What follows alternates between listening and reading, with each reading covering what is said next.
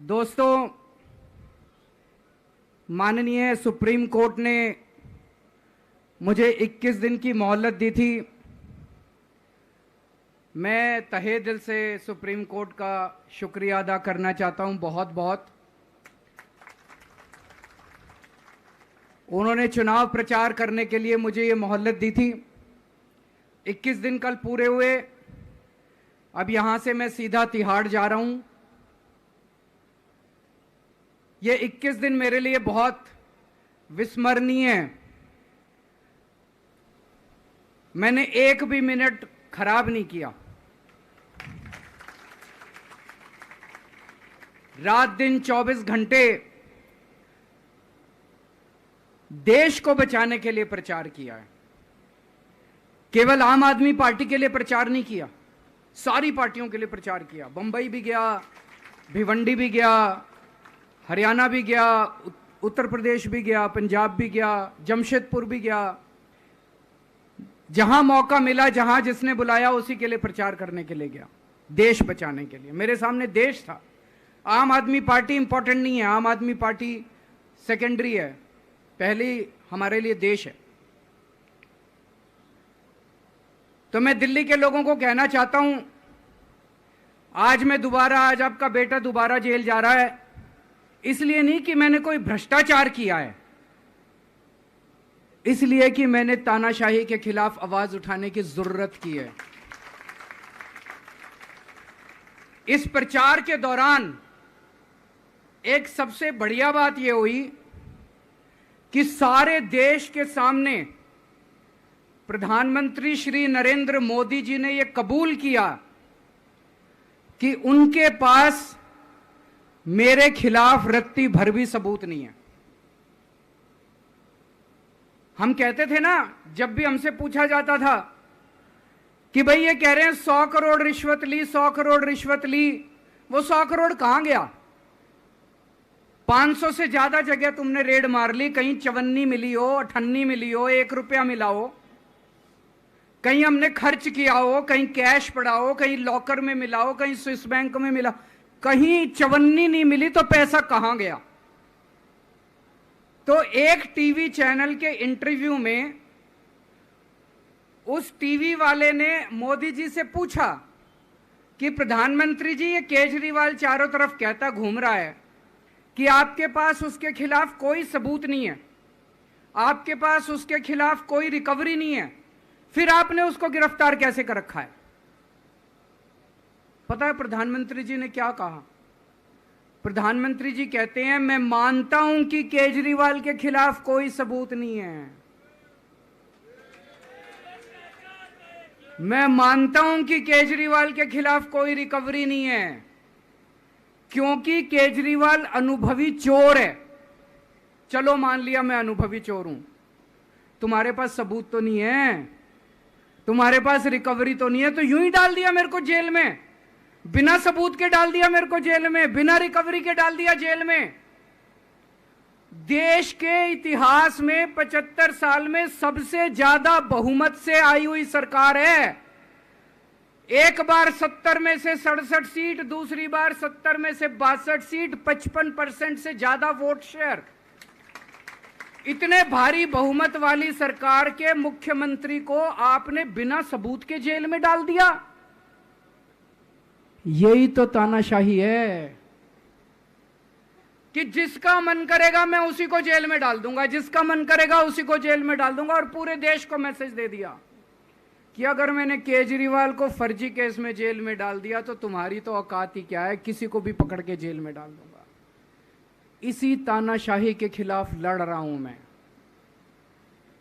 और इस किस्म की तानाशाही अपने देश को बर्दाश्त नहीं है। भगत सिंह ने कहा था ना कि जब सत्ता तानाशाही हो जाए तो जेल जिम्मेदारी बन जाती है, सबकी जिम्मेदारी है जेल में जाना, इसके खिलाफ आवाज उठाना। भगत सिंह के चेले हैं। भगत सिंह देश को बचाने के लिए, देश को आजाद कराने के लिए जेल गए थे। भगत सिंह देश को आजाद कराने के लिए फांसी पे चढ़े थे। हम देश को बचाने के लिए जेल जा रहे हैं। इस बार जब जा रहा हूं, मुझे नहीं पता अब मैं कब वापस आऊंगा, मुझे नहीं पता ये क्या करेंगे मेरे साथ जेल में। लेकिन मुझे कोई परवाह नहीं है, जो मर्जी करें। अगर भगत सिंह फांसी पे चढ़ गए, मैं भी फांसी पे चढ़ने के लिए तैयार हूं। मेरे शरीर का एक एक कतरा इस देश के लिए है, मेरे शरीर के खून की एक एक बूंद इस देश के लिए है, मेरे जीवन का एक एक पल देश के लिए है।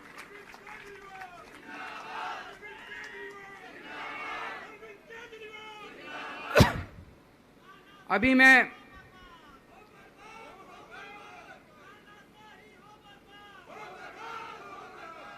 अभी राजघाट गया था सभी साथियों के साथ। महात्मा गांधी की समाधि पे हम लोगों ने श्रद्धांजलि दी। गांधी जी ने इस हमारे देश से तानाशाही का अंत किया था, वो हमारे लिए प्रेरणा स्रोत हैं। उसके बाद हम कनॉट प्लेस गए, हनुमान मंदिर, वहाँ पे हमने हनुमान जी के मंदिर में जाके हनुमान जी का आशीर्वाद लिया। 4 तारीख को भी मंगलवार है, भली करेंगे बजरंग बली, करेंगे कि नहीं करेंगे? बोल बजरंग बली की। इनका नाश करेंगे, तानाशाहों का नाश करेंगे। अपने को किसी व्यक्ति विशेष से अपनी कोई दुश्मनी नहीं है, अपनी दुश्मनी तानाशाही से है, तानाशाही बर्दाश्त नहीं है अपने को। तो 4 तारीख को भी मंगलवार है और बजरंग बली का मेरे ऊपर, पार्टी के ऊपर बहुत आशीर्वाद है, देश के ऊपर बहुत आशीर्वाद है। मैं प्रार्थना करने गया था बजरंग बली को कि हे बजरंग बली, मेरे देश को बचा लो। अभी कल एग्जिट पोल आए हैं, मेरे से लिखवा लो, सारे एग्जिट पोल फर्जी हैं, बिल्कुल फर्जी हैं। एक एग्जिट पोल वाले ने राजस्थान में टोटल 25 सीट है, उसमें 25 में से 33 दे दिए उन्होंने बीजेपी को। ऊपर से आया होगा भाई बीजेपी को ज्यादा देने हैं, तो उसने कहा मोदी जी क्या याद रखोगे आप भी, आपको 25 में से 33 दे दिए। तो पूरा का पूरा फर्जी है, पूरा एग्जिट पोल फर्जी है। लेकिन असली मुद्दा ये है, इनको गिनती से 3 दिन पहले फर्जी एग्जिट पोल कराने की क्या जरूरत थी, ये समझने वाली बात है। मेरे को भी समझ नहीं आया, कई सारे लोगों की कई सारी बातें चल रही हैं।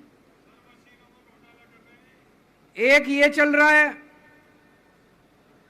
कि इन्होंने मशीनों का घोटाला कर दिया, लेकिन मैंने संदीप पाठक को भी बोला है और मैं सारे इंडिया गठबंधन की पार्टियों को बोलना चाहता हूं, अपने अपने काउंटिंग एजेंट को बोल दो पूरी तरह से सतर्क रहे।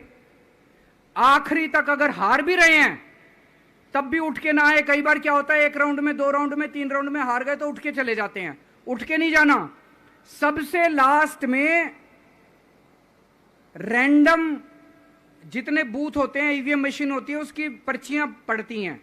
उन पर्चियों में से 5% पर्चियां उठाई जाती हैं। उन 5% ईवीएम की मैचिंग वीवीपैट की स्लिप से कराई जाती है। वीवीपैट पे जो स्लिप है उसकी काउंटिंग होती है, जैसे बैलेट पेपर की काउंटिंग होती थी, और उसकी काउंटिंग और ईवीएम की चेकिंग होती है दोनों की।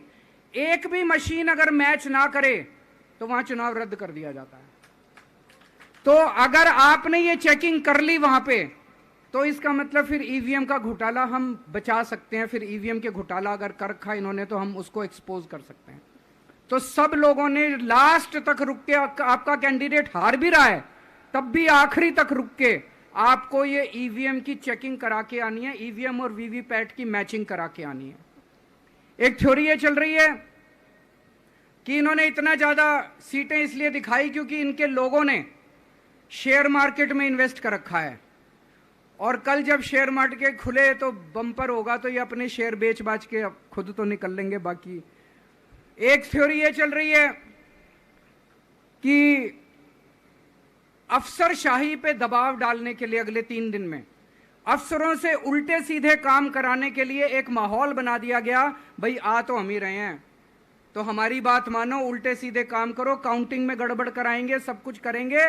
लेकिन फिर से मैं कह रहा हूं, अपने को, अपने काउंटिंग एजेंट, एआरओ, सब आरओ, सब लोगों को अपने को ट्रेन करके भेजना है और अपने को चौकन्ना रहना है। बाद में हम कहते रहे इन्होंने ये कर दिया, उसका कोई फायदा नहीं होगा। अभी अपने को चौकन्ना रहना है। एक थ्योरी ये चल रही है कि अगर इन्होंने कल ही कम सीट दिखा दी होती एग्जिट पोल वालों ने, तो हो सकता है कि इन दोनों के खिलाफ आरएसएस में और बीजेपी में कल ही बगावत शुरू हो जाती। 4 तारीख तक इंतजार ही नहीं होता, हो सकता है। तो कई सारी थ्योरी चल रही हैं, लेकिन अपने को सतर्क रहना है, चौकन्ना रहना है। मेरा अपना मानना है कि 4 तारीख को इनकी सरकार नहीं बन रही है। ये एग्जिट पोल से घबराने की जरूरत ही नहीं है। माइंड गेम है इनका, माइंड गेम खेल रहे हैं। आपको डिस्करेज करने के लिए, डिप्रेशन में डालने के लिए बिल्कुल नहीं जाना। आप उससे जाओ कि आप जीत रहे हो। आप अपने उस कॉन्फिडेंस से जाओ कि आप जीत रहे हो, और आखिरी तक आपको बैठे रहना है, किसी भी हालत में बैठे रहना है आपको। हमें हर एक को लड़ना पड़ेगा। ये चुनाव किसी पार्टी का या किसी नेता विशेष का नहीं है। ये चुनाव इस देश को बचाने के लिए है, इस देश में जनतंत्र को बचाने के लिए है।